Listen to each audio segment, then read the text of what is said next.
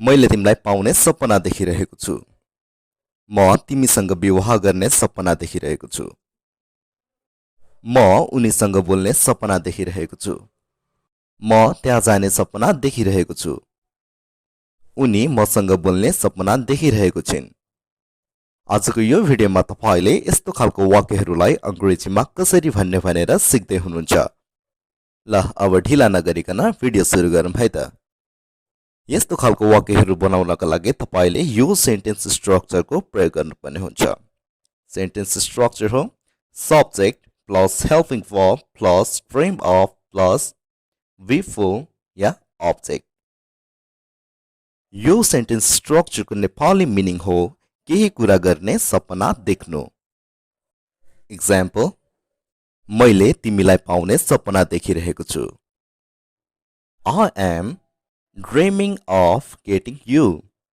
I am dreaming of getting you. मैले तिमीलाई विवाह गर्ने सपना देखिरहेको छु I am dreaming of marrying you. I am dreaming of marrying you.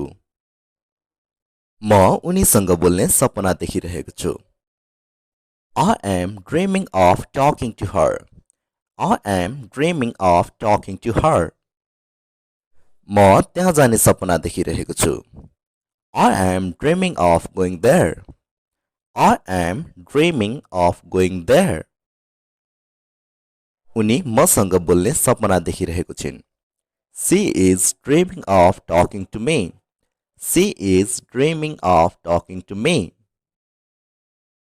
यदि सब्जेक्ट प्रेजेन्ट इन्डेफिनिट टेन्समा छ र कुनै पनि हेल्पिङ वर्ब छैन भने तपाईले just subject plus dream of plus V4 को प्रयोग गर्नुहोला इक्जाम्पल हेरौँ म त्यहाँ जाने सपना देख्छु I dream of going there.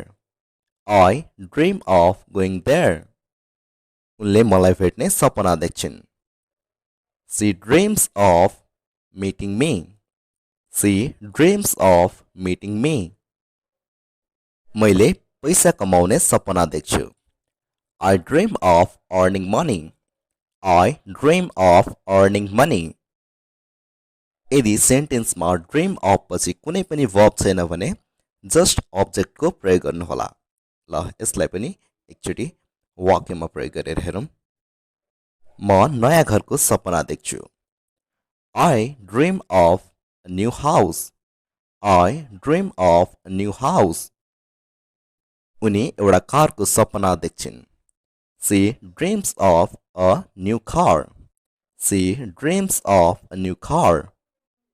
म एउटा नयाँ आइफोनको सपना देख्छु I dream of a new iPhone. I dream of a new iPhone. त्यसैगरी यदि तपाईले सेन्टेन्सहरूलाई नेगेटिभमा बनाउनु पर्यो भने जस्ट हेल्पिङ वर्ब पछि नट को प्रयोग गरिदिनु होला यदि सेन्टेन्समा हेल्पिङ वर्ब छैन भने प्रेजेन्ट इन्डेफिनिट टेन्सको सेन्टेन्स हो भने डोन्ट या डज नट को प्रयोग गरिदिनु होला इक्जाम्पल हेरौँ उनले मसँग भेट्ने सपना देखिरहेको छैनन् She is not dreaming of meeting me. She is not dreaming of meeting me. ल अब प्रेजेन्ट इन्डेफिनिट टेन्सको सेन्टेन्सलाई नेगेटिभमा कसरी बनाउने भनेर हेरौँ है त उनले मसँग भेट्ने सपना देख्दैनन् She does not dream of meeting me. She does not dream of meeting me. त्यसैगरी यदि तपाईले यो वाक्यलाई इन्टरोगेटिभ प्रश्नवाचक वाक्य बनाउनु पर्यो भने हेल्पिङ वर्बलाई जस्ट सब्जेक्टको अगाडि प्रयोग गरिदिनु होला इक्जाम्पल के तिमी मलाई भेट्ने सपना देखिरहेको छौ Are you dreaming of meeting me? Are you dreaming of meeting me? के तिमी मलाई फोन गर्ने सपना देखिरहेको छौ Are you dreaming of calling me? Are you dreaming of calling me? के तिमी स्टेजमा गाना गाउने सपना देखिरहेको छौ Are you dreaming of singing on the stage? Are you dreaming of singing on the stage? के तिमी एउटा नयाँ घर किन्ने सपना देखिरहेको छौ Are you dreaming of buying a new house? Are you dreaming of buying a new house? के तिमी मसँग विवाह गर्ने सपना देखिरहेको छौ? Are you dreaming of marrying me? Are you dreaming of marrying me? त्यसै गरी यदि प्रेजेन्ट इन्डेफिनेट टेन्स को प्रयोग गरेर इन्टरोगेटिभ वाक्य बनाउन चाहनुहुन्छ भने डु या डजलाई सब्जेक्टको अगाडि ल्याउनुहोला। एक्जाम्पल, के तिमी एउटा नयाँ घरको सपना देख्छौ? Do you dream of a new house? Do you dream of a new house? के तिमी एउटा नयाँ गाडीको सपना देख्छौ? Do you dream of a new car? Do you dream of a new car? के उनी एउटा नयाँ आइफोनको सपना देख्छिन्? Does she dream of a new iPhone? Does she dream of a new iPhone? के तिमी धेरै पैसाको सपना देख्छौ? Do you dream of more money? Do you dream of more money? के म एउटा नयाँ आइफोनको सपना देख्छु? Do I dream of a new iPhone? Do I dream of a new iPhone? अब त तपाईले यो सेन्टेन्स स्ट्रक्चरको नेपाली मिनिङ र यो सेन्टेन्स स्ट्रक्चरलाई प्रयोग गरेर वाक्यहरू कसरी बनाउने भनेर बुझिसक्नुभयो होला।